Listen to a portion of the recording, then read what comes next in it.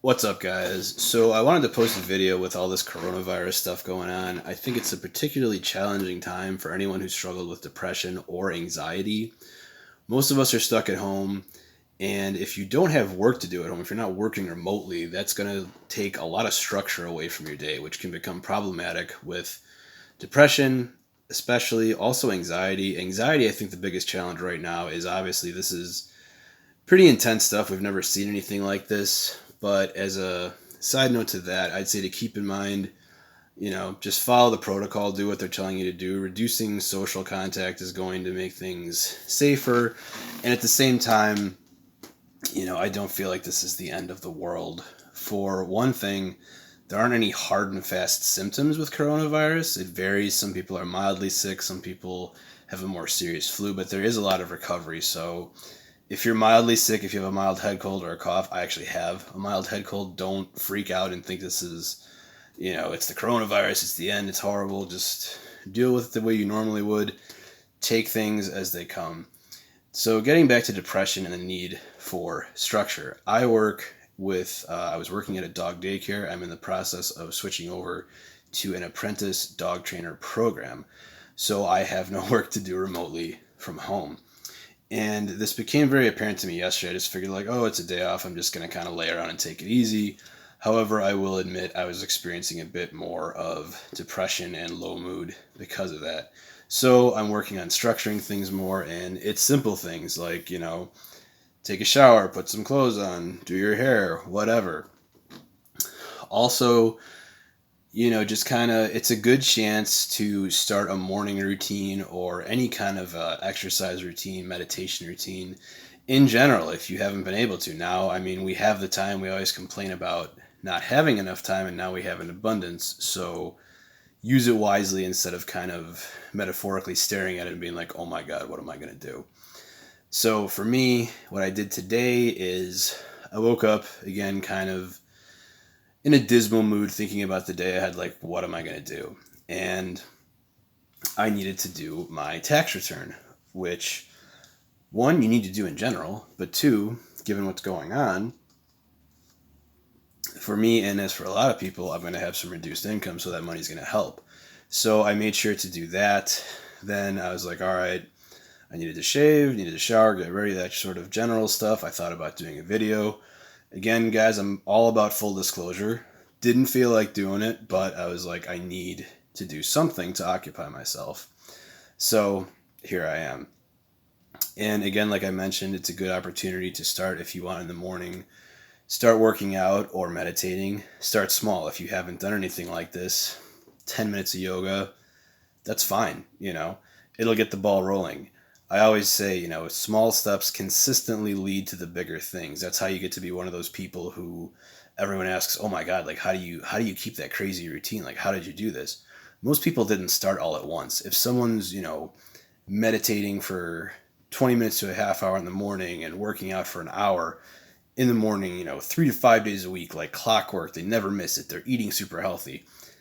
Didn't happen all at once, more than likely. Most people who try and jump from not doing anything to some extreme regimen like that, it's typically not going to stick. So again, start small, whether it's, 10 minutes of yoga, 10 minutes of some kind of aerobic workout, 10 minutes of meditation. It could be less, it could be 5 minutes, as long as you're starting, that's the point. To me, there's, I don't know if it's an art form or what, but I read about this in a Tony Robbins book. These people, they're these big boulders, and someone will hit them with a hammer. And they do this repeatedly, and nothing happens for a long time. But eventually, it crumbles, and it's a bunch of little stones. So I tend to say to myself, swing the hammer today. I'm working on trying to get into better shape. And again, I'm implementing small things, and that's showing results. I'm eating a little bit better, and I'll be like, hey, you know what?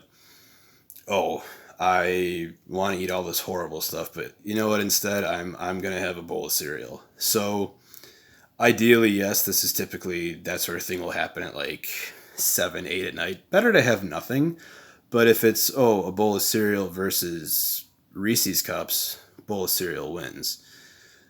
Take things slow, and like I said, small steps lead to big change. Hope I'm not repeating myself too much. Other things to consider is, like I said, planning out your day, starting off with maybe a little bit of exercise, maybe some meditation. It doesn't even have to be anything extreme. It could just be, all right, well, I'm going to wake up and I'm going to watch 1 to 2 episodes of my favorite show, or I'm going to read a chapter in my favorite book, or anything like that. I'm going to go on YouTube for X amount of time. And then after I do that, all right, now I'm going to shower. After that, I'm going to engage in some type of hobby I enjoy. And like I say, if you're struggling with depression, or even if you're not struggling with it, it's sometimes hard to get yourself to do things when you technically don't have to do anything. You may not feel like doing it. It's like, all right, well, you know what? I want to draw today. And you're like, yeah, I'm totally uninspired. I don't want to do that. Like, it's not going to go well. I haven't done it in so long. It's going to look bad. And like, how am I going to... Don't let yourself get into that loop. Just start doing it. And don't think about the result. I think very much people admire those who take action. It's the action that we admire. It's not necessarily the results. If someone's trying super hard, we're inspired by the fact that they're trying. Yes, in the end, normally someone's going to come out with results, and we look to these people who have produced these massive results, and in turn we're trying to figure out, how did they do it? How can we emulate some of that? But again, it's, in my opinion, it's the effort that counts, not necessarily the outcome. So put in the effort. Start. Even if you tell yourself, you know what, I'm gonna stick with the drawing example. I'm gonna draw for 10 minutes.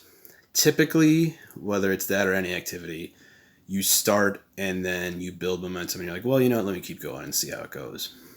So things like that. And again, this doesn't have to be stuff that's super important. It can be. I know one thing I've told myself, I have sitting in my desk the last probably 3 years of documents for my student loans.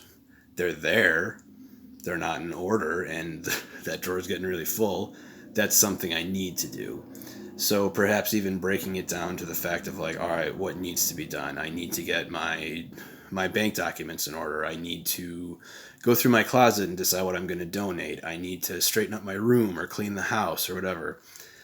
You know, you could even make a list and be like, all right, these are must-dos, and then here are things that I'm going to do to occupy my time. Work out, meditate, engage in a hobby, read, watch TV, whatever.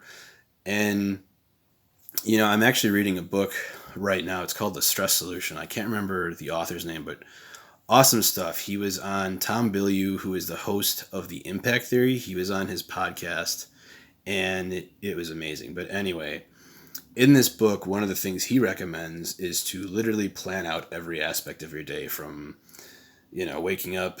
Like I said, it could be 9 a.m. to 10 a.m., watch this, and et cetera, and literally map it out.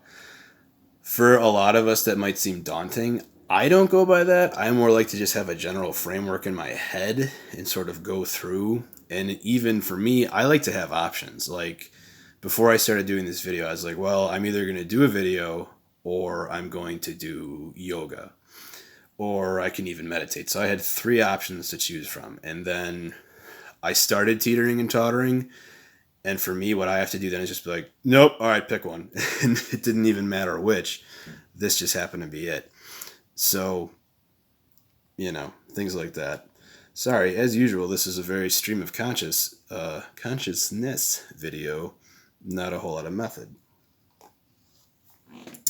But, so, that's my advice. You know, whether you're depressed or not, I think we all need structure to function optimally.